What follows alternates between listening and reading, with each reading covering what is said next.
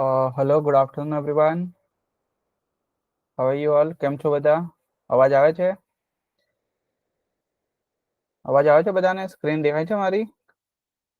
એ મારે જગાનાથી I think આપણી સાથે જોઈન થઈ ગયા છે. મોડલ સ્કૂલ હજુ GLRS સ્કૂલ હજુ જોઈન થાય છે.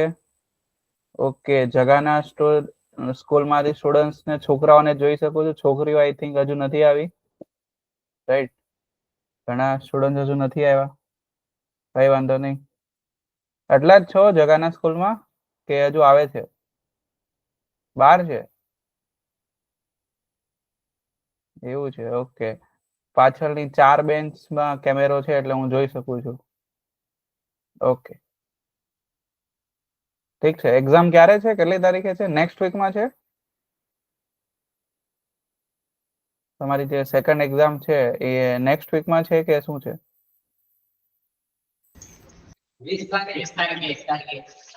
20 તારીખે છે.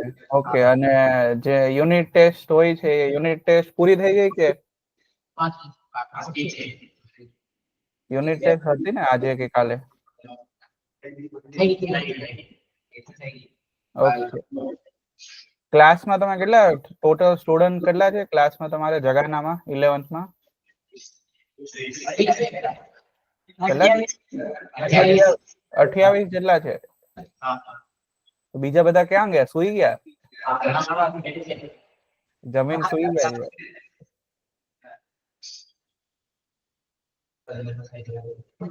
ઓકે, તમે ફિઝિક્સમાં રેફરન્સ બુક કઈ દર્પણ વાપરો છો?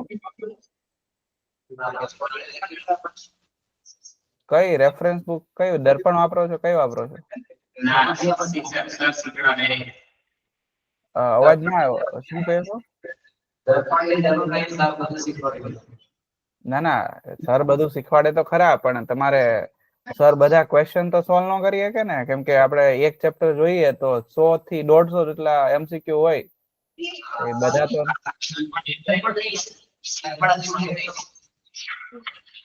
હા હા. તો MCQ માટે તમારે એક બુક તો જોઈએ જ. ઓકે,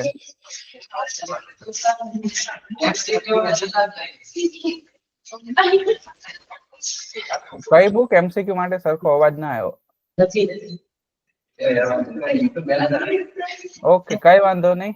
ઠીક છે. તમારા જે સર હોય ને એ સરને કહેજો કે ક્વોન્ટમ કરીને આપણે એપ્લિકેશન આવે છે, કા પછી તમારી પાસે સ્માર્ટ બોર્ડ હોય ને તો સ્માર્ટ બોર્ડમાં ક્વોન્ટમ એપ્લિકેશન ડાઉનલોડ કરી લેજો. છે સ્માર્ટ બોર્ડમાં?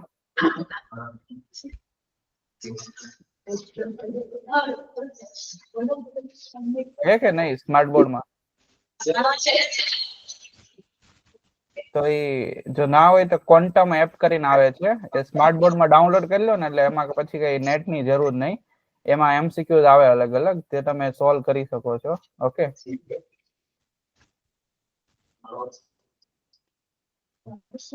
તો ચલો, ગર્લ્સ આઈ થિંક આવી જ ગઈ છે. મોસ્ટલી બધા ઘણા સ્ટુડન્ટ આવી જ ગયા છે, તો આપણે સ્ટાર્ટ કરીએ. Okay,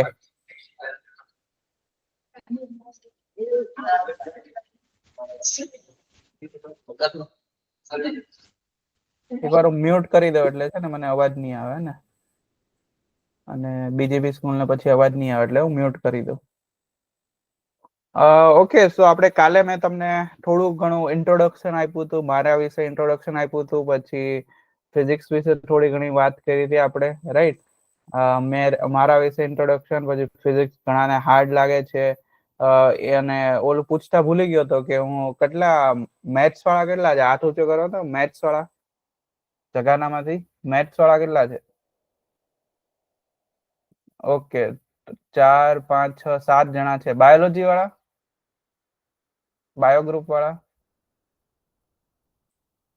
okay okay, bio group વાળા એ 7 8 જણા છે, રાઈટ?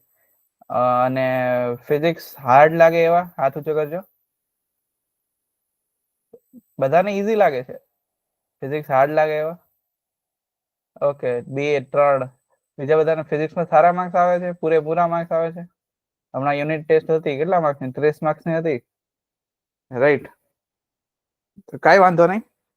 આપણે ધીમે ધીમે શું કહેવાય, હજુ તો 11th માં છો એટલે ધીમે ધીમે પ્રેક્ટિસ થોડી ક્વેશ્ચન્સ પ્રેક્ટિસ વધારવાની છે.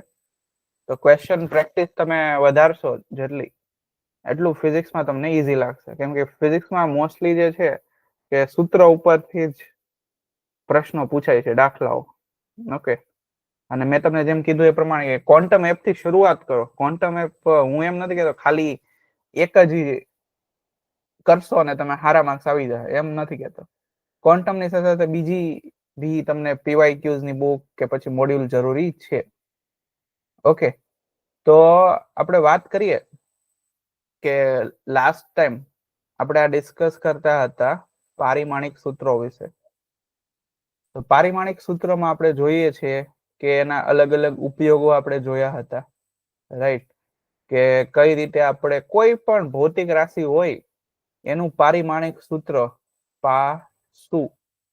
પારિમાણિક સૂત્ર આપણે બનાવી શકીએ છીએ MLT એના ફોર્મમાં. આ આપણું થઈ ગયું સ્ક્વેર કૌંસ કે બ્રેકેટ. તો આ પારિમાણિક સૂત્ર આપણે બનાવી શકીએ છીએ. અને આ પારિમાણિક સૂત્રનું મહત્વ શું છે એ પણ મેં તમને કાલે સમજાવ્યું હતું, રાઈટ? કે તમને 12th બોર્ડની 11th તો બોર્ડ ના હોય, સ્કૂલમાં જોઈએ એક્ઝામ. 12th બોર્ડની જે ફાઇનલ એક્ઝામ આપવા જાવ છો એમાં પણ આ પારિમાણિક સૂત્ર પૂછાય છે. 12માં પણ, ગુજકેટમાં પણ પૂછાય છે, જેઈ અને નીટમાં પણ પૂછાય છે. ઘણા સ્ટુડન્ટ મેથ્સ વાળા પણ છે, તો જેઈમાં પણ આ આવે છે અને નીટમાં તો આવે જ છે. પછી આપણે ઉપયોગો વિશે વાત કરી હતી કે 3 એના ઉપયોગો છે કે એક એકમ પદ્ધતિમાંથી બીજી એકમ પદ્ધતિમાં કન્વર્ટ કરવાનું. એમાં આપણે 1 ન્યૂટન બરાબર 10⁵ ડાઇન આવી ગયું હતું. પછી એક મેં તમને કીધું હતું કે આનો જવાબ તમારે હોમવર્કમાં કરવાનો છે કે 1 જૂલ બરાબર કેટલા અર્ગ. તો તમને ઓપ્શન આપું કે 10⁵, 10⁶, 10⁷, 10⁸. તો આ મેં તમને જવાબ હાથે કરવાનું કીધું હતું કે હોમવર્કમાં તમે કરી લેજો. તો કોઈએ કર્યો છે? તો કોઈ કર્યો હોય અને કોઈ સોલ્વ, તો ઓપ્શન કયો આવે છે મને આમ આંગળી ઊંચી કરીને કેજો. 1, 2, 3, 4. ઓકે, કોઈ છોકરી 2 કે છે, 3 કે છો, કયું કે છો? આવું કઈ કર્યું તું એ તો યાદ છે ને? તમારે છે ને, જો આપણે શું હોય કે ઘણી બધી સ્કૂલ હોય એટલે અનમ્યુટ કરીને જવાબ ન આપી શકે, એટલે આંગળીથી તમારે કહેવાનું છે 1, 2, 3, 4. 12થમાં જે જગાના વાળા આવે છે ને સ્ટુડન્ટ, એટલે કે તમારા સિનિયર, એ બી એ જ રીતે જવાબ આપે છે કે આંગળી મને બતાવે કે કયો જવાબ આવશે. તો કયો જવાબ આવશે 1, 2, 3, 4 માંથી?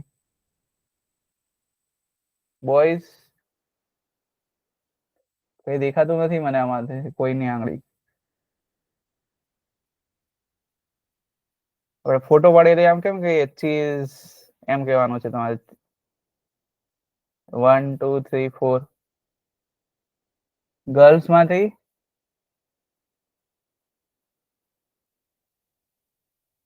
કોઈ કહેશો? કેમ કે આ ઘણી વાર પૂછાઈ જાય છે, કોઈ કહેતું નથી. કદાચ સોલ્વ જ નથી કર્યો, રાઈટ?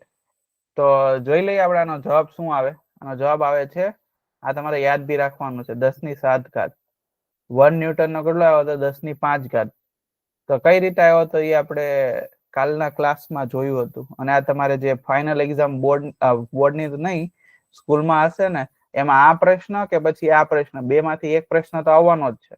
અને એક પ્રશ્ન આ સૂત્રની તારવણીમાંથી આ પણ આવવાનો જ છે. તારવણી કઈ રીતે કરવી, સૂત્ર કઈ રીતે બનાવવું, એ પણ આપણે કાલના ક્લાસમાં જોયું હતું, રાઈટ? અને પછી ચકાસણી કઈ રીતે કરવી કે ગતિ ઉર્જા બરાબર mv²/2 છે, તો આ જ કેમ સાચું છે, આ નીચેના 3 કેમ સાચા નથી, એ પણ આપણે ગઈકાલના ક્લાસમાં વાત કરી હતી સૂત્રોની ચકાસણીમાં, રાઈટ? તો 1 જૂલ બરાબર 10⁷ અર્ગ આનો જવાબ છે. સર કઈ રીતે આવ્યો એ પણ હું તમને હમણાં આગળ સમજાવું છું. જો તમને કદાચ તમે બિઝી હોય બહુ, રાઈટ? મને બી ખબર છે ઘણા બધા સબ્જેક્ટ હોય, ફિઝિક્સ, કેમેસ્ટ્રી, મેથ્સ, બાયો, કયો હોય તો ઇંગ્લિશ, કોમ્પ્યુટર, પછી એના પ્રેક્ટિકલ ક્લાસીસ, રાઈટ?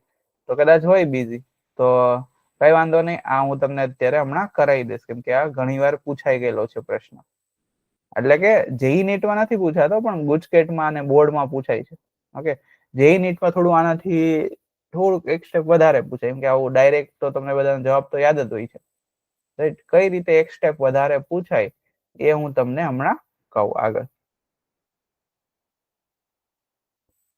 જો આપણે આ સૂત્રનો ઉપયોગ કર્યો તો n1u1 બરાબર n2u2, રાઈટ. આ સૂત્રનો ઉપયોગ કરીને આપણે એક એકમ પદ્ધતિ છે MKS, એમાંથી કોઈ બીજી એકમ પદ્ધતિ CGS માં કઈ રીતે રૂપાંતરણ થાય એની વાત કરી હતી. અને કોઈ પણ નવી એકમ પદ્ધતિમાં પણ આપણે રૂપાંતરણ કરી શકીએ છીએ. મારા નામની એકમ પદ્ધતિ બનાવી દઉં કે હું 1 મીટર ને લઈશ, એટલે કે 1 મીટર નું જે માપ છે ને હું લઈશ 10 મીટર, 1 kg નું માપ છે ને હું લઈશ 100 kg લઈશ. સર આમ કેમ પોસિબલ? આ મારી ઘરની પોતાની છે એકમ પદ્ધતિ, તો હું લઈ શકું. ઓકે, તો 1 જૂલ બરાબર કેટલા થશે? તો એ આપણે આ સૂત્ર પરથી કરી શકીએ છીએ. તો એકમ પદ્ધતિમાં બદલાવવા માટે, પછી ચકાસણી માટે પણ આપણે ગઈકાલના ક્લાસમાં જોયો હતો. અને આ જે છે NCERT નો જ દાખલો છે. એટલે NCERT ના દાખલા હોય ને એ ઘણા ઇમ્પોર્ટન્સ હોય છે, રાઈટ. પછી આ સૂત્ર જે છે એની તારવણી આપણે કરી હતી, ઠીક છે, કે કઈ રીતે આપણને આ પ્રશ્નમાં આપેલો છે કે જે આવર્તકાળ છે સરળ આવર્ત દોલકનો, એ આ ગોળાના દળ પર, દોરીની લંબાઈ પર અને g પર આધાર રાખે છે. તો આવર્તકાળનું સૂત્ર શોધવાનું હતું. તો એ પણ આપણે કર્યો હતો. તો 1 જૂલ બરાબર કેટલા અર્ગ થાય એ આપણે જોવું છે. પછી આમ પણ પૂછાય કે જી જે છે એ સાર્વત્રિક ગુરુત્વાકર્ષણનો અચળાંક છે. આ જી છે એ શું છે? ગુરુત્વીય પ્રવેગ છે. તો આ ધ્યાન રાખો, કેપિટલ જી અને સ્મોલ જી ફિઝિક્સમાં લખો છો, રાઈટ. ફિઝિક્સમાં કેપિટલ હોય અને કેપિટલ લખવાનું, સ્મોલ હોય તો સ્મોલ લખવાનું. આપણે ખબર છે ને, પાસવર્ડમાં તમે ઇન્સ્ટાગ્રામ કે ફેસબુકમાં લખો છો, તો પાસવર્ડમાં જે કેપિટલ હોય એ કેપિટલ લખો, સ્મોલ હોય એ સ્મોલ લખો. જો પાસવર્ડમાં કેપિટલ અને સ્મોલ મિક્સ કરી દો તો કામ ના ચાલે, રાઈટ. તો તમારો પાસવર્ડ ઇનકરેક્ટ બતાવે. જો તમે આખો પાસવર્ડ સ્મોલમાં નાખેલો હોય અને તમે કેપિટલી વી કરી દીધો અને પછી સ્મોલમાં બધું લખ્યું તો કામ ના ચાલે. આને શું કહેવાય? કોમ્પ્યુટરમાં તમે ભણતા હશો, આને કહેવાય કેસ સેન્સિટિવ લેંગ્વેજ, રાઈટ. કે પાસવર્ડમાં જે સ્મોલ હોય એ સ્મોલ જ કરવાનું, કેપિટલ હોય કેપિટલ જ કરવાનું, નકર એ તમારો ઇનકરેક્ટ બતાવશે. એટલે તમે જે સેટ કર્યો હોય કે બધો સ્મોલમાં સેટ કર્યો હોય તો બધું સ્મોલમાં જ નાખવું પડે. જો પછી બધું સ્મોલમાં સેટ કરીને બધું કેપિટલમાં નાખવા જાઓ તો તમને ઇનકરેક્ટ બતાવશે, કેમ કે એ કેસ સેન્સિટિવ હોય છે પાસવર્ડ. તો તમે અત્યારે આ શું કામ કહો છો, એવો પ્રશ્ન થાય ઘણા. તો ફિઝિક્સમાં પણ આ સિમ્બોલ છે એ શું છે? કેસ સેન્સિટિવ છે. જે સ્મોલ જી લઈએ છીએ એને સ્મોલ જી જ લેવાનો, અને કેપિટલ જી નથી લખવાનો. અને કેપિટલ જી લખો છો એને સ્મોલ જી નથી લખવાનો, કેમ કે જો આ જી છે ને ગુરુત્વ પ્રયોગ કહેવાય, અને આ જી છે એને ગુરુત્વાકર્ષણનો સાર્વત્રિક અચળાંક કહેવાય. ગુરુત્વાકર્ષણનો સાર્વત્રિક અચળાંક. ઓકે, પછી બીજું ઉદાહરણ આપું કે આ જો આ નાનો વી છે ને આ મોટો વી છે. આ નાનો એટલે નાની એબીસીડી નો છે, આ મોટી એબીસીડી નો છે, અને આ વી થી થોડુંક પાખડું આમ વાળી દીધું, રાઈટ. તો આ ત્રણેય વી છે ને એ ત્રણેય વી નો જે અર્થ છે એ અલગ અલગ થાય. આ નાનો વી છે ને એનો અર્થ થાય વેગ, આ મોટો વી છે ને એનો અર્થ થાય સ્થિતિમાન, વિદ્યુત સ્થિતિમાન. આ મોટા વી નો આ મ્યુ નો અર્થ થાય, અહીંથી થોડુંક પાખડું વાળી દીધું, આનો અર્થ થાય છે આવૃત્તિ, આને મ્યુ તરીકે વચાય છે. તો જોઈએ છે કે આ વી છે, આ વી છે, આ વી છે, પણ ત્રણેય જે છે એ એકબીજાથી તદ્દન અલગ છે. ઇટ મીન્સ ધેટ ફિઝિક્સના જે સિમ્બોલ છે એ કેસ સેન્સિટિવ છે. જે સ્મોલ હોય એને સ્મોલ લખવાનો, કેપિટલ હોય તો કેપિટલ લખવાનું. ઓકે, જેમ આપણે પાસવર્ડ સેટ કરીએ છીએ. તો હું તમને એમ કહેતો હતો કે આ જે ગુરુત્વાકર્ષણનો અચળાંક છે ને એનું મૂલ્ય બાળકો શું છે? તો આ સૂત્ર પરથી આપણે મેળવી શકીએ છીએ કે F બરાબર G m1 m2 ના છેદમાં r². આ શોનું સૂત્ર છે? આ છે ગુરુત્વાકર્ષણ બળનું સૂત્ર. ઓકે, તો આમાંથી જે G ને જો તમે મૂલ્ય અચળ હોય છે, G નું મૂલ્ય અચળ હોય છે, જે છે 6.63. આ યાદ આવે, જે અચળાંકો આવે છે ને ફિઝિક્સમાં, અચળાંકો હોય, બધા અચળાંકોનું મૂલ્ય તમને ખબર હોવી જોઈએ. 6.63 10⁻11 newton metre square kg -2. Okay, અને આ જી છે એ કેટલો છે? 9.8 મીટર સેકન્ડ -2. ફિઝિક્સમાં તમે ગમે ત્યારે ભૌતિક રાશિઓ લખો છો ત્યારે હંમેશા તેના એકમ સાથે લખવો. એમ કે જો અહીંયા સેન્ટીમીટર આવી ગયું તો અહીંયા જવાબ તમારો બદલાઈ જશે, 980 થઈ જશે. 980 સેન્ટીમીટર પર સેકન્ડ સ્ક્વેર જો સેન્ટીમીટરમાં લખશો તો. એટલે હંમેશા ફિઝિક્સમાં જે ભૌતિક રાશિઓ લખો છો એ તમારે એકમ સાથે લખવાની છે. ઓકે, તો અહીંયા આપણે મેઇન જે વાત કરતા હતા એ ટોપિક પર પાછા આવીએ તો અહીંયા એ ટોપિક એ હતો કે કઈ રીતે એક એકમ પદ્ધતિમાંથી બીજી એકમ પદ્ધતિમાં જવું. જેમ કે અહીંયા જે છે આ ન્યૂટન મીટર સ્ક્વેર કેજી આ કઈ છે MKS એકમ પદ્ધતિ છે આપણી. એમાંથી આપણે CGS માં કન્વર્ટ કરવું છે તો કઈ રીતે કરી શકીએ? CGS એટલે આ ડાઇન થઈ ગયું, આ સેન્ટીમીટર થઈ ગયું ને આ ગ્રામ થઈ ગયું, તો એ પણ કરી શકીએ.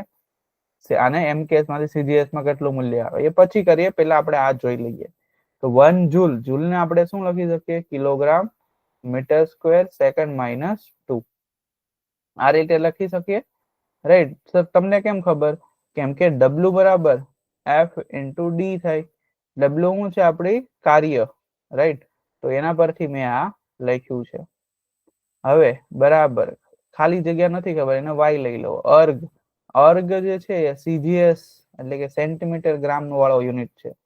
તો અહીંયા કિલોગ્રામ છે તો અહીંયા ગ્રામ કરી દેવાનો, અહીંયા સેન્ટીમીટર છે તો સેન્ટીમીટર, પણ અહીંયા સ્ક્વેર હોય તો અહીંયા સ્ક્વેર કરવાનો, અહીંયા ક્યુબ હોય તો ક્યુબ કરવાનો. ઓકે, બંને બાજુ જે ઘાતાંક છે એ સરખી હોવી જોઈએ. અહીંયા સેકન્ડ છે તો અહીંયા સેકન્ડ કરવાનો. આપણે ગઈકાલે બી આ સમજ્યા હતા, સેમ ટુ સેમ. આપણે y શોધવાનો છે તો જેને શોધવાનું છે એને આપણે કરતા બનાવી દઈએ.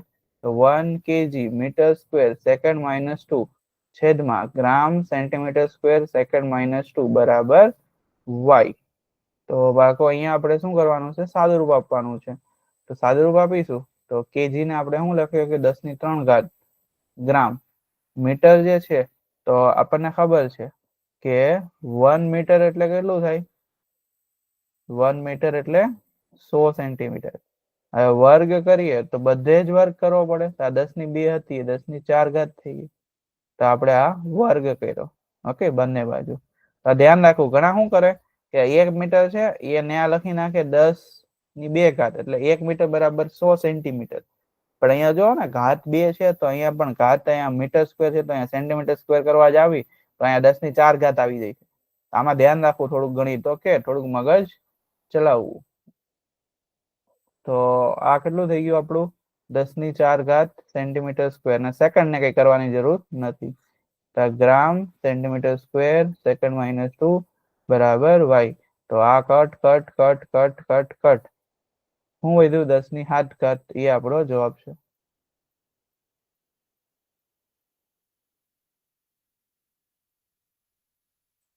જોઈ લો બધા એકવાર. આ તમને મેં હોમવર્કમાં આપ્યું હતું, રાઈટ? આ તમને હોમવર્કમાં હતું. અને બીજું મેં કીધું એ પ્રમાણે કે ક્વોન્ટમ એપમાંથી તમે MCQ સ્ટાર્ટ કરી શકો છો. સોલ્યુશન બી એમાં જ છે. મોબાઈલ આઈ થિંક અલાઉડ નથી, પણ મોબાઈલ અલાઉડ નથી પણ સ્માર્ટ બોર્ડમાં તમે એ ક્વોન્ટમ એપ્લિકેશન ચાલશે, વાંધો નહીં આવે. એકવાર ડાઉનલોડ કરીને પછી એમાં કોઈક મોબાઈલ નંબર સરનો કે કોઈકનો નાખી દેવાનો. એકવાર મોબાઈલ નંબર માંગે છે અને ફ્રી ઓફ કોસ્ટ છે, કોઈ પૈસા એમાં ભરવાના નથી આપણે. ઓકે, તો આ આપણે શું કર્યું? 1 જૂલ બરાબર કેટલા અર્ગ થાય એનું મૂલ્ય શોધ્યું. તો આપણે આ ગુરુત્વાકર્ષણનો સાર્વત્રિક અચળાંક છે એના માટે કરીએ હવે કે g બરાબર, કેમ કે આ ટોપિક ઇમ્પોર્ટન્ટ છે, એટલું મૂલ્ય થાય newton metre square kg minus 2. આ જે છે એ MKS એકમ છે. એના આપણે શું કરવું છે બાળકો? CGS માં કરવું છે. તો CGS એટલે શું થાય? ડાઇન સેન્ટીમીટર ગ્રામ, રાઈટ? તો જોઈએ, આપણું સૂત્ર આ છે N1U1 બરાબર N2U2. N1 કેટલું છે? 6.63 10⁻⁻11. U1 એટલે એનો એકમ કેટલો છે? Newton metre square kg minus 2 બરાબર N2 એટલે એ મૂલ્ય આપણને મળશે, નથી ખબર, x લઈ લઈએ. U2 કેટલું છે? ડાઇન સેન્ટીમીટર સ્ક્વેર ગ્રામ માઇનસ 2. તો મેં તમને કીધું એ પ્રમાણે કે ફિઝિક્સમાં છે ને પ્રેક્ટિસ ક્વેશ્ચનની વધારે જોઈએ. જેમ તમે વધારે પ્રેક્ટિસ કરશો ને એમ તમારે સ્કોર વધતો જશે એક્ઝામમાં, એમ તમારે એક્ઝામમાં માર્ક્સ વધતા જશે. એટલે પ્રેક્ટિસ ઇઝ મસ્ટ. ન્યૂટન છે એને આપણે શું લખી શકીએ? ડાઇનમાં કરવું હોય તો 10⁵ ડાઇન લખી શકીએ, રાઈટ. મીટર છે અને સેન્ટીમીટરમાં કરવું હોય તો 10⁴ લખી શકીએ. કિલોગ્રામ છે, રાઈટ, આપણને ખબર છે કે 1 kg બરાબર 10⁵ ગ્રામ. પણ અહીંયા સ્ક્વેર છે તો આપણે પણ સ્ક્વેર કરવાનો છે, રાઈટ. તો 1 kg અહીંયા સ્ક્વેર કરશો 10⁶ ગ્રામ નો વર્ગ. તો આ રીતે થઈ ગયું, રાઈટ. તો kg -2 છે એટલે કે આ છેદમાં છે, રાઈટ. તો આ પણ શું આવશે? છેદમાં આવશે. તો છેદમાં આવશે તો આને કઈ રીતે લખી શકીએ? અહીંયા શું કર્યું આપણે? આ 1 kg હતું એનો બંને બાજુ વર્ગ કર્યો અને પછી આને આપણે છેદમાં લઈ ગયા. તો છેદમાં લઈ ગયા અને પાછું ઉપર આવ્યું તો 10⁶ ગ્રામ નો સ્ક્વેર માઇનસમાં. ઓકે, 1 kg સ્ક્વેર આવું હતું આપણી પાસે. હવે આને શું કર્યું આપણે? છેદમાં લઈ ગયા તો આ -2. તો સામે પણ છેદમાં લઈ જવું પડશે તો 10⁻⁻6 ગ્રામ -2. તો 1 kg -2 નું મૂલ્ય આપણી પાસે આ રીતે મળી જાય. બંને બાજુ આપણે રેસિપ્રોકલ કર્યું, વ્યસ્ત પ્રમાણ કર્યું બંને બાજુ, રાઈટ. કેમ કે ગમે તે કરો તો એક બાજુ કરી એમ ના ચાલે.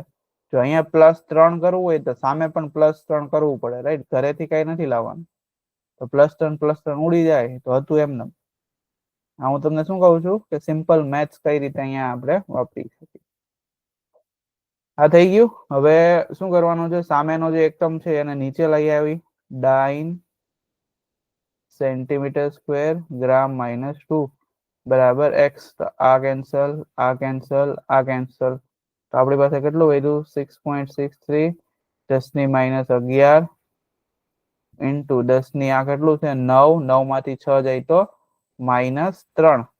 ઓકે, 5 ને 4 9. 9 માંથી 6 જાય તો 3. તો આ 11 માંથી 3 જશે તો કેટલા વધશે? 8, રાઈટ. તો ટોટલ જે જવાબ આવે અહીંયા કેટલો આવ્યો હતો આપણો? 3 આવ્યો હતો. તો 6.63 10⁻8 આ આપણો ફાઇનલ જવાબ થઈ ગયો. જે કન્સેપ્ટ જે છે આપણો એ કન્સેપ્ટ અહીંયા આપણે સેમ જ રહેશે. N1U1 બરાબર N2U2, N1U1 બરાબર N2U2. ઓકે, બીજું બધું જે પ્રશ્નમાં આપ્યું હોય એ મુજબ આપણે ફેરફાર કરવાનો. મેં તમને કાલે પણ કીધું હતું.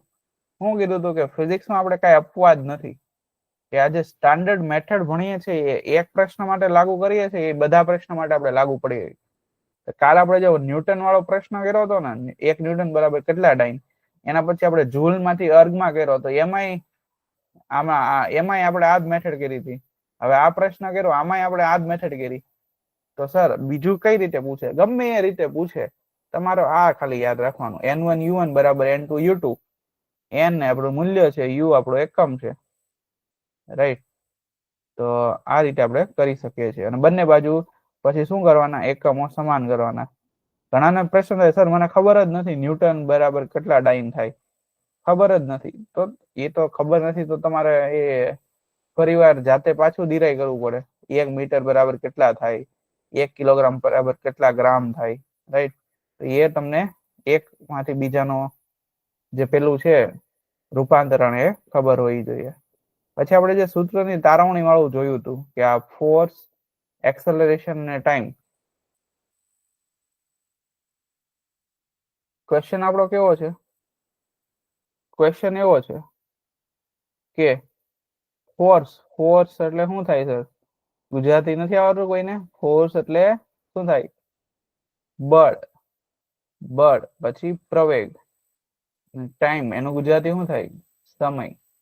તો બળ, પ્રવેગ અને સમયને શું છે? બળ, પ્રવેગ અને સમયને ફંડામેન્ટલ ક્વોન્ટિટીઝ. ફંડામેન્ટલ ક્વોન્ટિટીઝ એટલે મૂળભૂત એકમો તરીકે લેવામાં આવે તો ડાયમેન્શન ઓફ લેન્થ. તો આ સૂત્રની તારવણી વાળા પ્રશ્નો છે ને આ રીતે પણ આપણી પાસે પૂછાય છે. ઓકે, પૂછાવાની જે ભાષા છે એ આપણને ખબર હોવી જોઈએ. અહીંયા એવું છે કે બળ, પ્રવેગ અને સમયને મૂળભૂત એકમો લેવામાં આવે તો લંબાઈનું પાસું શોધો. તો અહીંયા જુઓ તમે, લંબાઈનું પાસું શોધો એટલે પારિમાણિક સૂત્ર શોધો. તો બળ, પ્રવેગ અને સમય એનો લંબાઈ આરે શું પેલો સંબંધ છે આપણને નથી ખબર, એ શોધવાનું છે બળ. ઠીક છે, તો આપણે આને છે ને આપણે આમ લખી શકીએ કે લંબાઈ જે છે એ પ્રપોર્શનલ છે બળ, પ્રવેગ અને સમયને. ધ્યાનથી જોજો, કાલે જે રીતે આપણે કર્યું હતું એ જ રીતે સેમ ટુ સેમ કરવાના છે, કાંઈ નવું નથી કરવાના, ખાલી પ્રશ્ન અહીંયા અલગ છે. ઓકે, લંબાઈનો હવે બંને સાઈડ શું કરવાનું, પારિમાણિક સૂત્ર લખવાનું. લંબાઈનું પારિમાણિક સૂત્ર શું થશે, L. તો m0 થઈ ગયું, L1 થયું, T0 થઈ ગયું. ઓકે, બરાબર કે આપણું અચળ છે, અચળાંક, પ્રપોર્શનલ હટાવ્યો એટલે. f ને શું લખાય, m1 L1 T-2. આ આપણે બળનું પારિમાણિક સૂત્ર લખ્યું. એની ઘાત આપણને નથી ખબર તો abc લઈ લઈએ, ઘાત આપણને નથી ખબર. પછી પ્રવેગનું L-T-2, સમયનું T. એટલું બધાને ખબર પડી. શું કર્યું, બંને બાજુ પારિમાણિક સૂત્ર લખ્યા. હવે શું કરવાના, હવે પછી ઘાત સરખાવવાની.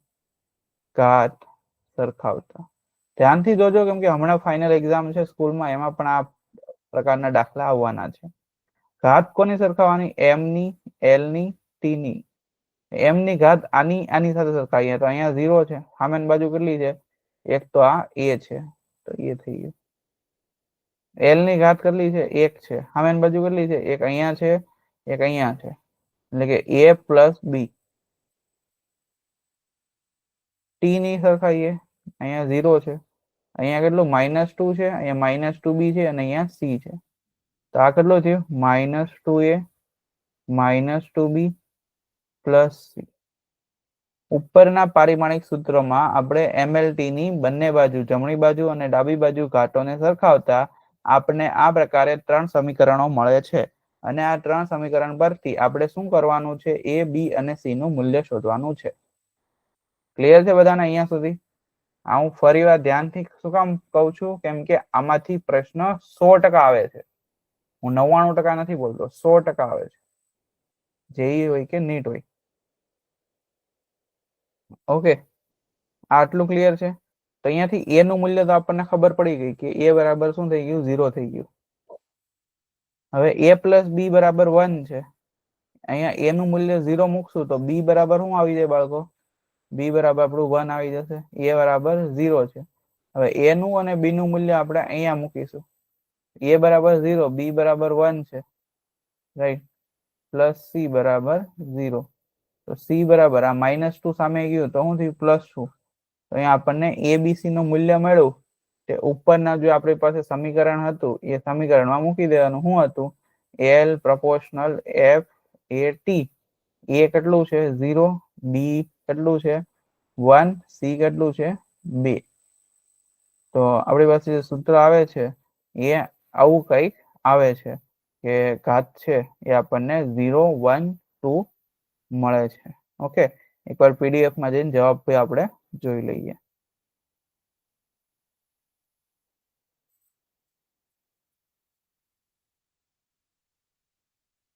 ક્યાં ગયો, હા અહીંયા છે. જો 0, 1, 2 આવી ગયું. અહીંયા આ બધી રીતે કરેલું છે, પણ તમે તમારી રીતે કરો, તમને જે રીતે ફાવે એ કરો. આપણે જવાબ સાથે લેવા દેવા છે, બીજું કાંઈ નહીં. જવાબ આપણો સાચો આવવો જોઈએ. આગળ કરીશું.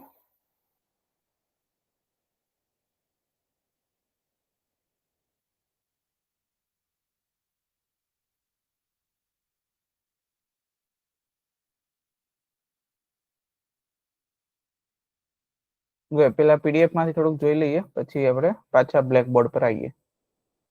હવે આ જે પારિમાણિક સૂત્ર છે ને, એની અમુક મર્યાદાઓ છે કે લિમિટેશન એને કહી શકીએ. શું છે મર્યાદા, એ આપણે જોઈએ. મર્યાદા એ છે કે આ જે છે એ ઉપર આપણે સમીકરણ જોયું, એ સમીકરણો આપણે આ જોઈએ ને તો શરૂઆત અહીંથી થાય છે. એક ભૌતિક રાશિ એ બીજી ભૌતિક રાશિ પર આધાર રાખે છે અને જે ઘાતાંક છે આપણે a b c ગમે તે અહીંયા મૂકવાની છે. પણ જો સમીકરણ આવું કંઈક હોય s બરાબર ut plus half at square, એ શું છે? તમારું સ્થાનાંતર છે. s તમારું સ્થાનાંતર છે. તો હવે પ્રશ્ન એવો થાય બાળકો કે હવે આ સૂત્ર મારે તારવણી કરવી છે. હું તમને કહી દઉં કે જે સ્થાનાંતર છે એ ડાયરેક્ટલી પ્રોપોર્શનલ છે u એટલે શું થાય? પ્રારંભિક વેગ t અને a. આવું હું તમને પ્રશ્નમાં આપી દઉં અને હું કહું કે સૂત્રની તારવણી કરો તો તમે આવું સૂત્ર લાવી શકશો? નહીં લાવી શકો. અને નહીં લાવી શકો તમે. તો કેમ નહીં લાવી શકો? કેમ કે વચ્ચે પ્લસ છે. આપણા સૂત્ર પરથી જે બી ઘાત સોરી જે બી ઘાત અહીંયા આવશે એ યા તો પ્લસ આવશે યા તો માઇનસ આવશે. જો માઇનસ આવશે તો આપણે એના છેદમાં આ રીતે લખશું, જો માઇનસ ઘાત હોય તો, રાઈટ.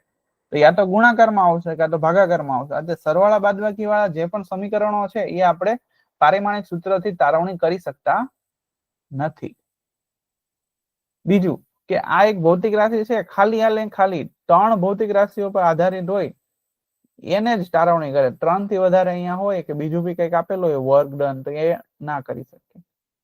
તો આ એની શું છે? મર્યાદા છે કે માત્ર ને માત્ર 3 પર આધાર રાખે અને જે સમીકરણો છે એમાં પ્લસ માઇનસ ન હોય એવા જ આપણે તારવણી કરી શકીએ છીએ. અહીંયા લખ્યું છે quantity depend on more than 3 cannot be derived, it can only be checked, કે એને આપણે ડિરાઈવ નહીં કરી શકીએ.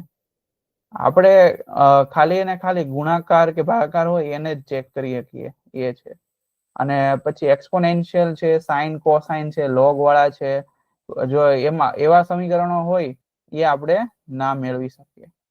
ઓકે, પ્લસ માઇનસ વાળું ઓલરેડી મેં તમને કહી દીધું કે એવા સમીકરણો પણ આપણે નથી મેળવી શકતા.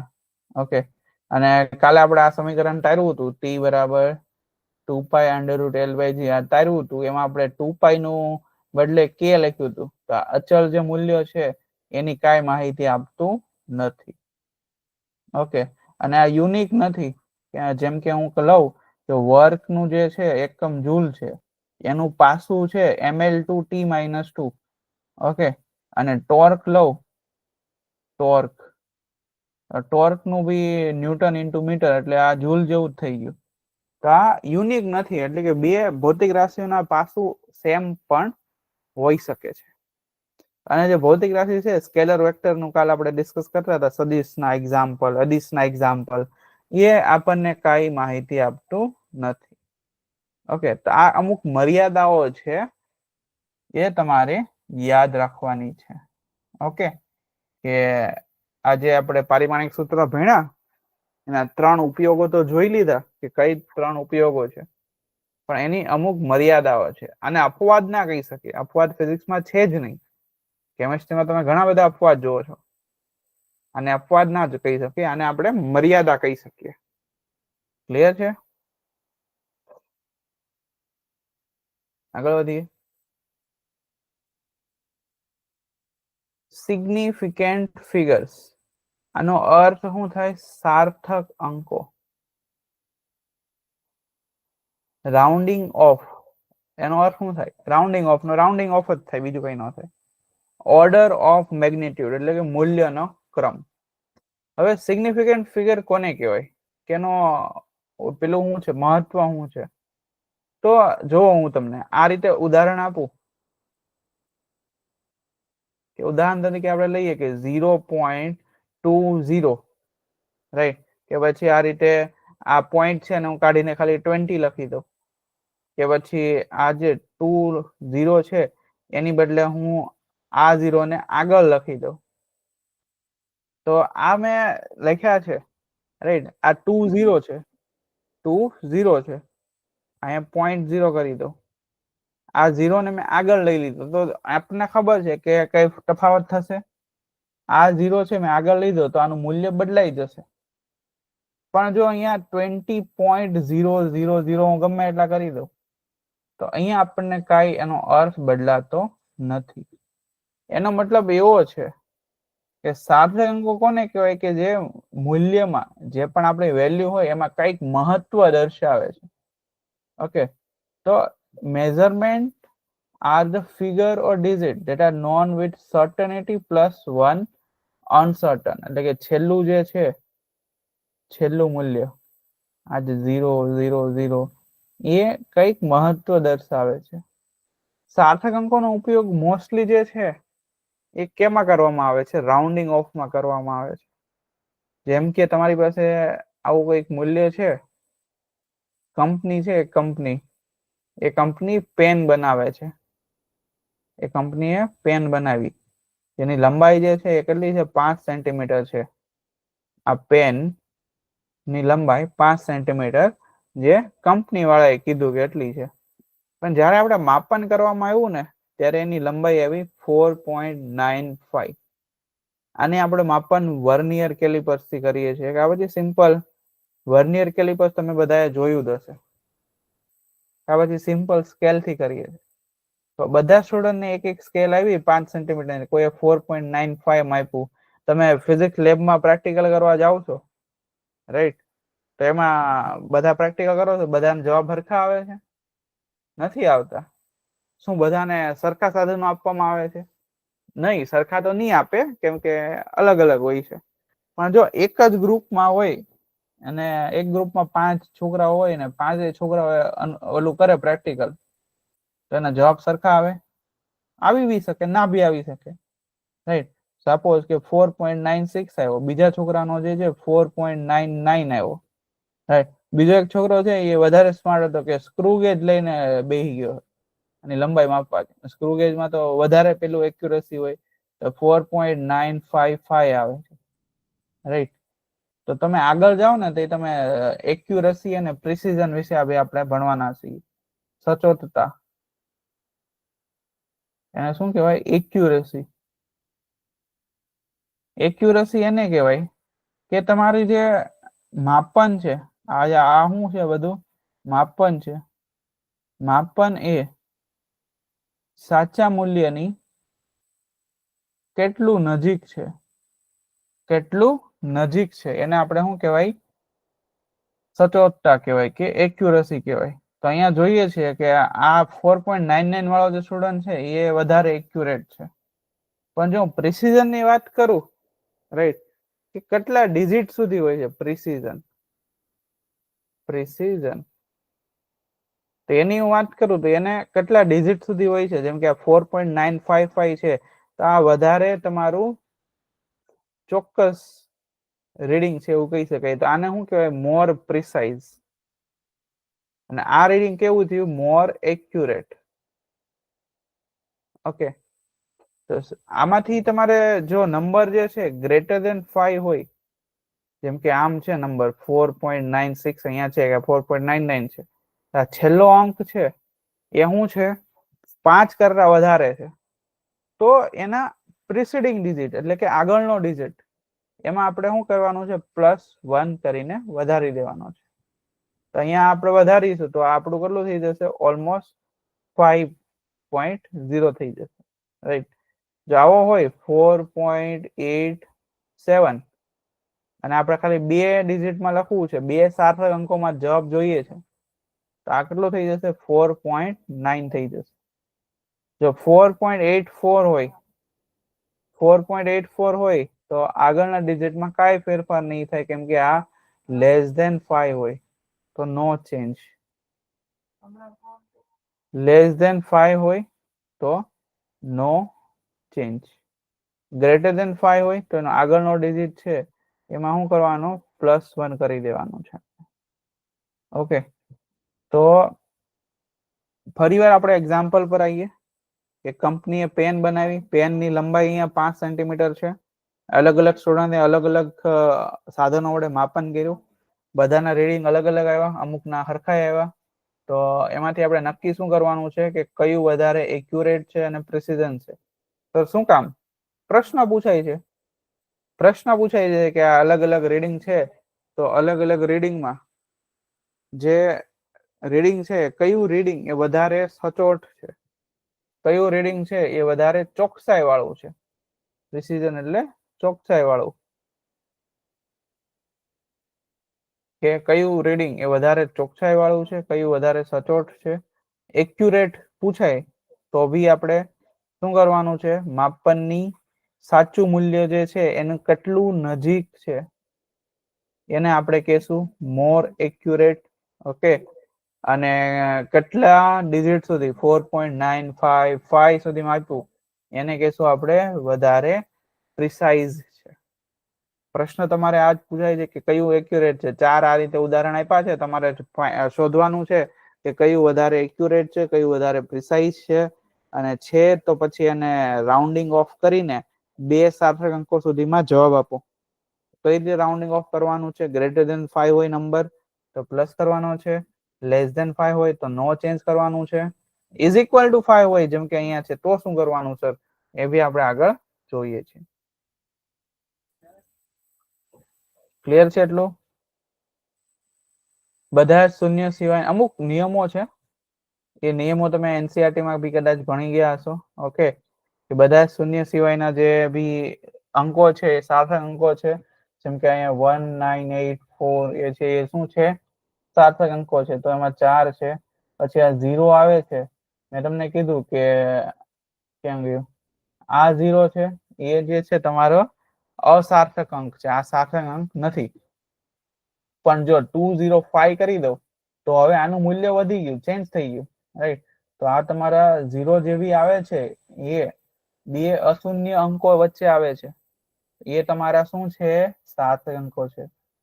શૂન્યો જે આવે છે એ છેલ્લે આવે 5000, તો આ સાર્થક અંકો નથી, આ સાર્થક અંક નથી, આ શૂન્ય નથી. કેમ સર નથી?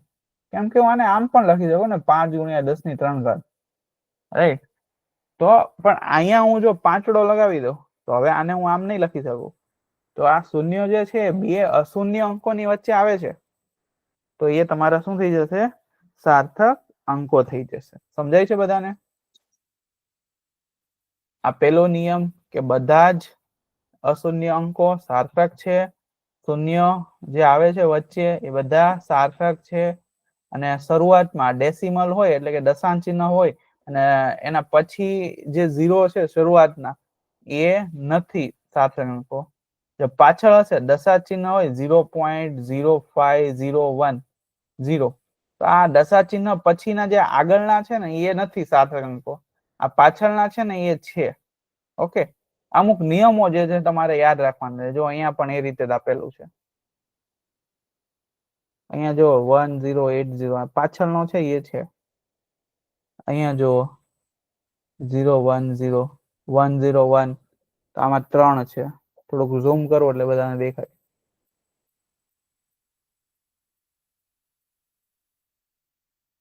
તો આ ઉદાહરણ જો, આમાં 3 સાર્થક અંકો છે, આમાં જે છે 4 સાર્થક અંકો છે.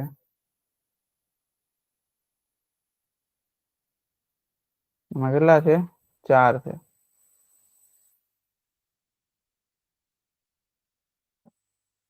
આમાં કેટલા છે?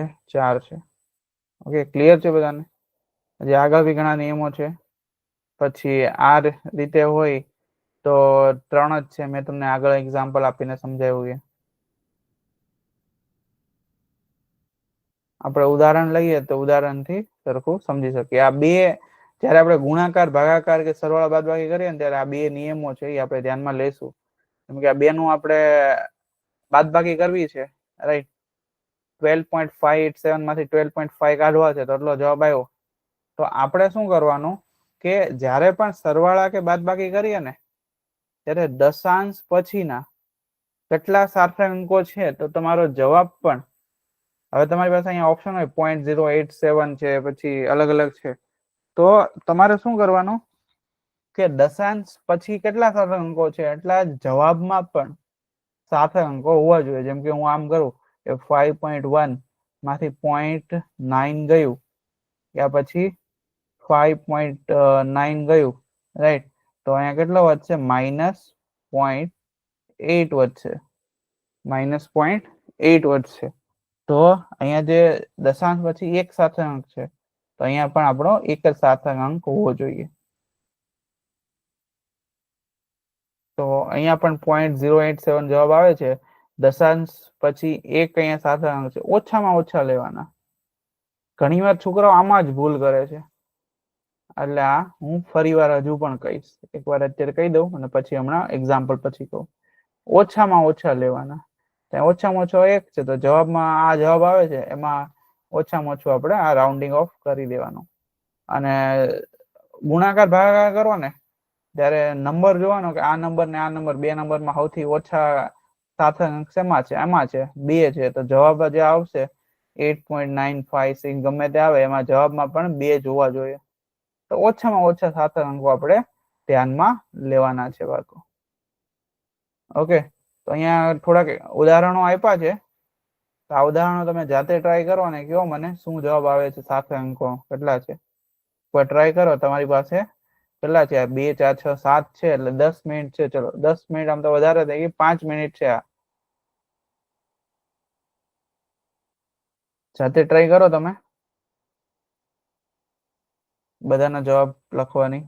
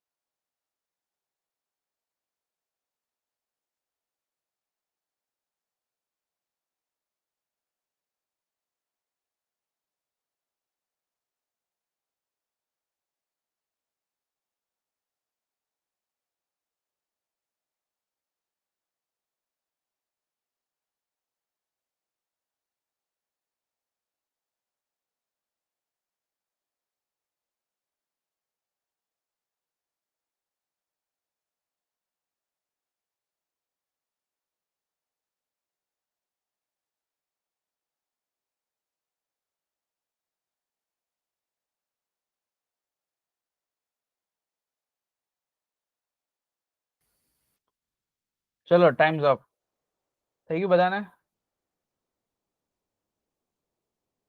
થઈ ગયું? ચલો પહેલાનો જવાબ કેટલો આવે છે આપણે જોઈ લઈએ. જવાબ બધાના આવી જ ગયા છે. પહેલાનો જવાબ 3 હોવો જોઈએ, બીજાનો બી 3, ત્રીજાનો 2,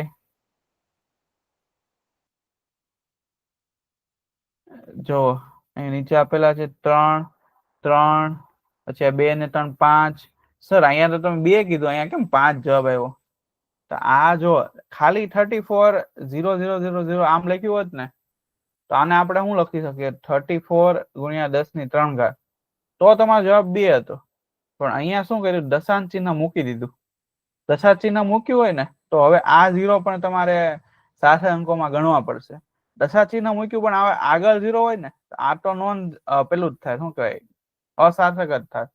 પણ પાછળના તમારે ગણવા પડશે. ઓકે, તો દશાંશ અહીંયા જો વચ્ચે દેખાય છે બધાને, એટલે મેં ઝૂમ કર્યું. એટલે અહીંયા કેટલા છે? 5 થઈ ગયા. ઓકે, ખબર પડી? પછી અહીંયા 1, પછી 4, પછી જો આમાં આમાં 5 ની બદલે 3 જ લખ્યા છે, કેમ કે પાછળના જે છે એને આપણે આ રીતે પણ લખી શકીએ, 10 ની 2 ઘાત. આના પણ જો 1 2 3 4 5 kg, તો 26900, 26900. અહીંયા એક દશાંશ ચિહ્ન હોવું જોઈએ. દશાંશ ચિહ્ન હોય તો જ આપણે આને કઈ રીતે લખી શકીએ છીએ? 5 સિગ્નિફિકન્ટ ફિગરમાં લખી શકીએ, 1 2 3 4 5. રાઉન્ડિંગ ઓફ નું ઓલરેડી મેં તમને કહી દીધું છે, રાઈટ, કે 5 થી વધારે હોય તો આગળનો વધારે લેવાનો. અને જો rounding of is 5, then odd number. Odd number એટલે કે એકી સંખ્યા. ઓડ એટલે એકી. આ ધ્યાન રાખો, ઘણી વાર છોકરાઓને ભૂલાઈ જાય, સર ઓડ નંબર એટલે શું કહેવાય? ઓડ નંબર એકી નંબર કહેવાય. ઓકે, અને ઇવન એટલે શું કહેવાય? ઇવન એટલે બેકી. કા પછી એમ યાદ રાખવાનું કે અહીંયા 2 વાર ઈ આવે છે ને એટલે એ બેકી છે, 2 વાર ઈ આવે એટલે બેકી, કા પછી 2 વાર ડીડી આવે તો એ એકી.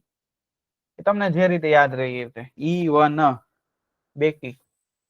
તો બેકી સંખ્યા હોય ને તો કાંઈ ચેન્જ નહીં કરવાનું. જેમ કે અહીંયા છે 14.45, તો આ જે છે એ શું છે, બેકી સંખ્યા છે, બેકી સંખ્યા છે એટલે 14.4 જ કરવાનું. આ જે છે 14.35 માં જે આ 3 છે એ શું છે, એકી છે. તો એકી સંખ્યા હોય ને તો તમારે શું કરવાનો, એક વધારે લેવાનો. ખબર પડી ગઈ? આપણા આ રાઉન્ડિંગ ઓફ ના નિયમો છે. જો એકી સંખ્યા હોય તો +1 કરવાનું આગળના ડિજિટમાં, અને બેકી સંખ્યા હોય તો નો ચેન્જ. ક્યારે વાત કરીએ? જ્યારે છેલ્લો ડિજિટ તમારો 5 હોય ત્યારે. 5 થી વધારે તો +1, 5 થી ઓછો તો કાંઈ ચેન્જ નહીં. ઓકે, તો આ આપણા રાઉન્ડિંગ ઓફ ના નિયમો થઈ ગયા, જે તમને આગળ જઈને કામમાં આવી શકે છે. આગળ કરીએ.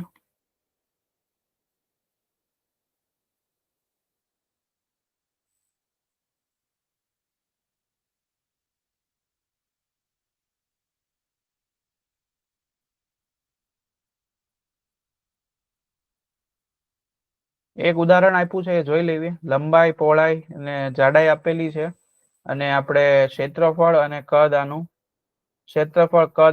સાર્થક અંકોમાં કહેવાનું છે. તો ક્ષેત્રફળ તો આપણને ખબર છે, ક્ષેત્રફળ એટલે એનું સૂત્ર શું થઈ જશે? શું આપેલું છે? પદાર્થ કેવો છે? મેટલની શીટ છે, રાઈટ? તો શીટનું જે ક્ષેત્રફળ છે એ કેટલું થઈ જશે? આ જે સૂત્ર હોય એ આપણે વાપરવાનું છે. તો આ સૂત્ર ક્યાંથી આવ્યું? હવે આ તો ગણિતમાંથી આવે, રાઈટ? ચોરસનું ક્ષેત્રફળ એટલે L², લંબચોરસનું એટલે L × B.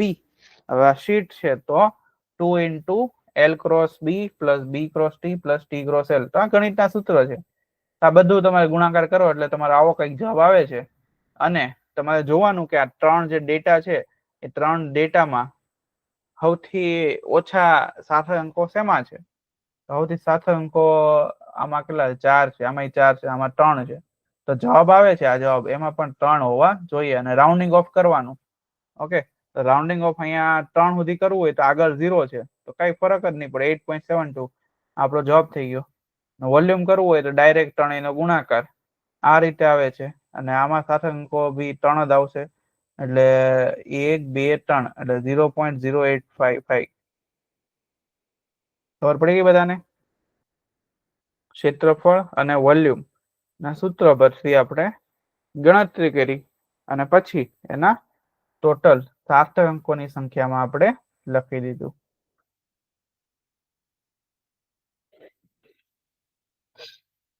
આગળ વધીએ. રાઉન્ડિંગ ઓફ ના અહીંયા અમુક ઉદાહરણો આપેલા છે, એ તમે જાતે કરી લેજો. Rounding of, right? A 3 digit સુધી 2 ડિજિટ સુધી ઈઝી છે, આ તમે જાતે કરી લેજો. નોટ્સ તમને મળી જશે, લિંક તમને મળી જશે. ઓર્ડર ઓફ મેગ્નિટ્યુડ કે 10 ની ઘાતમાં કઈ રીતે લખવા એ બી તમે જાતે એકવાર જોઈ લેજો, એમાંથી બહુ પ્રશ્ન આવતા નથી. એરર એટલે શું કહેવાય? ત્રુટી. ત્રુટી કોને કહેવાય? કે જે હમણાં આપણે ઉદાહરણ લીધું ને, કે કંપનીએ 5 સેન્ટીમીટરની પેન બનાવી. તો કંપનીએ 5 સેન્ટીમીટરની પેન બનાવી, તમે આ બધે માપન કર્યું અલગ અલગ, તો આમાં માપનની ત્રુટી કેટલી છે? 0.05, રાઈટ? તો true value minus measured value એ જે આવે છે એને આપણે શું કહીએ છીએ? ત્રુટી કહેવામાં આવે છે. તો એ આપણું શું થઈ ગઈ? ત્રુટી થઈ ગઈ, કે નજીકની જે મૂલ્ય છે, જે માપન મૂલ્ય છે એ કેટલું ઓછું કે વધારે છે સાચા મૂલ્યથી, એને આપણે ત્રુટી કહેશું. ત્રુટી ઘણા કારણોને લીધે હોય છે. સાધનના કારણે, વાતાવરણના કારણે, પછી જોવાના કારણે, રાઈટ? તો અલગ અલગ અહીંયા આપણને ત્રુટી હોય છે. રેન્ડમ એરર, કે જો વાયરની આપણે આ રીતે 12માં પ્રેક્ટિકલ આવે છે, એ વાયર ગરમ થઈ જાય તો એને વાયર માટે અવરોધ જે છે એ મૂલ્ય અલગ આવે. તો બીજા બધા અલગ અલગ રેન્ડમ કારણના કારણે ત્રુટી હોય છે. આપણે થિયરી પર એટલું વાંચવા નથી, એટલે હું થિયરી અત્યારે નથી વાંચતો લાઈન બાય લાઈન. ત્રુટીને દર્શાવવા માટે એબ્સોલ્યુટ એરર એટલે શું થાય કે સાચી વેલ્યુ છે એમાંથી મેઝર્ડ વેલ્યુને આપણે માઇનસ કરી દઈએ તો એ આપણને એબ્સોલ્યુટ એરર કહેવાય. મીન એબ્સોલ્યુટ એરર એટલે એ બધાનો સરેરાશ લઈ લેવાનો. રિલેટિવ એટલે જે આ એબ્સોલ્યુટ છે, એબ્સોલ્યુટ એટલે નિરપેક્ષ ત્રુટી. ગુજરાતી વર્ડ પણ હું તમને કહેતો જાઉં.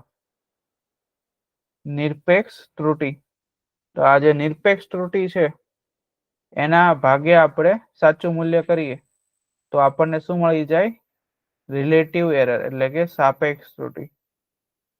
હું તમને ઉદાહરણ આપું કે આપણી પાસે આ પેનનું અલગ અલગ માપ છે. આનું આપણે શું કર્યું? સરેરાશ લીધો પછી એને સાચા મૂલ્યમાંથી આપણે માઇનસ કર્યો અને પછી સાચા મૂલ્યમાંથી માઇનસ કર્યો એ આપણી નિરપેક્ષ ત્રુટી છે અને પછી એને પાછા સાચા મૂલ્ય વડે ભાગી દીધો એ આપણી સાપેક્ષ ત્રુટી છે અને પછી ગુણ્યા 100 કરી દઈએ એ આપણી ટકાવારી ત્રુટી છે. આના ઉદાહરણ આપણે આગળ લઈએ એટલે વધારે ખ્યાલ આવે. આ એક છેલ્લું ઉદાહરણ કરીએ અને પછી આપણે છૂટા પડીએ. નેક્સ્ટ ટાઈમ આપણે મળીએ ત્યારે આના વધારે ક્વેશ્ચન કરીશું. ઓકે, તો ત્રુટી છે ને, ત્રુટી હોવાની જ છે, એરર તો થવાની જ છે, રાઈટ? આપણે ગમે તે આગળ વધીએ ત્રુટી તો રહેવાની જ. તો ત્રુટીને ઓછું કઈ રીતે કરી શકાય કે જો આમાં બ્લેકબોર્ડમાં લખો, આ ત્રુટી છે આપણે અલગ અલગ અવલોકનો લીધા A1, A2, A3, A4, A5. એમ જેમ અવલોકનો વધારીએ એમ ત્રુટીનું મૂલ્ય ઓછું કરી શકીએ. હવે આને શું કરી દઈએ? આપણે સરેરાશ લઈ લઈએ. તો કોઈકમાં વધારે હોય, કોઈકમાં ઓછું હોય, તો એ બધાનું સરેરાશ લઈને જે આપણો જવાબ આવશે આને શું કહીએ? મીન વેલ્યુ કે પછી આને ટ્રુ વેલ્યુ કહેવાય કે સરેરાશ વેલ્યુ કહેશું કે મીન વેલ્યુ. આ બધાના અર્થ સમાન જ છે. ઓકે,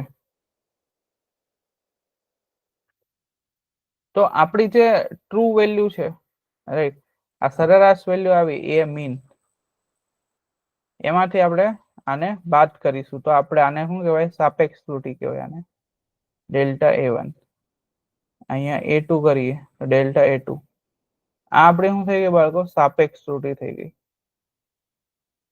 હવે સાપેક્ષ ત્રુટી જે મળી ડેલ્ટા A1 એને આપણે A મીન કરી દઈએ. Delta A1 plus delta A2 plus delta A3. આ બધાનું શું કર્યું? આ બધાનો પણ આપણે સરેરાશ લીધો. એ બધાનો શું કર્યો? સરેરાશ લીધો. જેમ કે આપણી પાસે કેટલા 5 રીડિંગ છે તો અહીંયા 5 કર્યું તો આ ડેલ્ટા A મીન મળ્યો. આ આપણી સાપેક્ષ ત્રુટી છે, સાપેક્ષ સરેરાશ ત્રુટી. ડેલ્ટા A મીન ના છેદમાં A મીન કરી દીધું તો એ આપણું શું થઈ ગયું? નિરપેક્ષ ત્રુટી. આ બધા સૂત્ર હું તમને કહું છું એ તમને દાખલા ગણવામાં કામ આવશે. આ નિરપેક્ષ ત્રુટી થઈ ગઈ. ગુણ્યા 100 કરી દઉં તો આપણી આ ટકાવારી ત્રુટી થઈ ગઈ. ત્રુટીને લખે છે કઈ રીતે કે 100 પ્લસ ઓર માઇનસ 2%. તો પહેલા જે છે મૂલ્ય લખે છે અને પછી એ મૂલ્યમાં કેટલી ત્રુટી હોઈ શકે, પ્લસ કે માઇનસ, એ લખે છે. લખવાની મેથડ આ છે કે જ્યારે પ્લસ અને માઇનસ કરીને લખેલું હોય તો જે આગળનું મૂલ્ય છે એ એનું સાચું મૂલ્ય છે. પ્લસ અને માઇનસ કરીને લખેલું હોય છે તો એ તેમાં રહેલી અવલોકનમાં રહેલી ત્રુટીનું મૂલ્ય છે. ક્લિયર છે એટલું? ઓકે, જેટલા અવલોકનો વધારે હોય એટલું આપણું જવાબ આવે એ સાચા મૂલ્યની નજીક આવે છે. આગળ કરીએ કે અલગ અલગ અવલોકનો અહીંયા છે આપણી પાસે, રાઈટ? અહીંયા અલગ અલગ અવલોકનો છે. તો most accurate length of cylinder. તો એક્યુરેટ કોને કહેવાય? કે જે સાચા મૂલ્યની સૌથી નજીક હોય. સાચા મૂલ્ય કોને કહેવાય? કે જે આપણે સરેરાશ મૂલ્ય લઈએ એને જ આપણે શું કહીએ છીએ? સાચું મૂલ્ય કહીએ છીએ. ઓકે, તો અહીંયા જોઈએ કે પેલું most accurate length of the cylinder will be mean length. તો મીન લેન્થ એટલે સરેરાશ. તો અહીંયા આપણે બધાનું શું કર્યું છે બાળકો? સરેરાશ લીધું છે. તો એ આપણું સરેરાશ જે છે એ શું હશે? સાચું મૂલ્ય હશે. પછી આપણે એબ્સોલ્યુટ એટલે કે નિરપેક્ષ મૂલ્ય અહીંયા શોધ્યું છે મેં તમને કીધું એ પ્રમાણે. પછી એની સરેરાશ લીધી અને પછી એની સાપેક્ષ તૂટી કરી અને એના પછી એની ટકાવારી તૂટી આ મુજબ કહેલી છે જે તમને દર્શાવવામાં આવી છે જે તમને મેં બ્લેક બોર્ડમાં કીધું એ જ રીતે અહીંયા આપેલ છે તો જોવો ધ્યાનથી આના એક્ઝામ્પલ તમે ડિસ્કસ કરજો ઠીક છે હોમવર્કમાં તમે સોલ્વ કરજો નેક્સ્ટ ટાઈમ આપણે મળીએ તો આના ક્વેશ્ચન્સ જો તમને ડાઉટ હોય એ હું કરાવીશ અને આપણે નેક્સ્ટ જે ટોપિક છે વર્નિયર અને સ્ક્રૂ ગેજ એ કરીશું અને મોશન ઇન 1D વાળું સ્ટાર્ટ કરીશું ઓકે તો આજ માટે આઈ થિંક એટલું ઇનફ છે નેક્સ્ટ ટાઈમ આપણે મળીશું ઠીક છે so bye bye everyone doubt હોય તો તમે પૂછી શકો છો અધરવાઇઝ આપણે નેક્સ્ટ ક્લાસમાં મળીએ બાય બાય એવરીવન પ્રેક્ટિસ કરજો ક્વેશ્ચનની ઠીક છે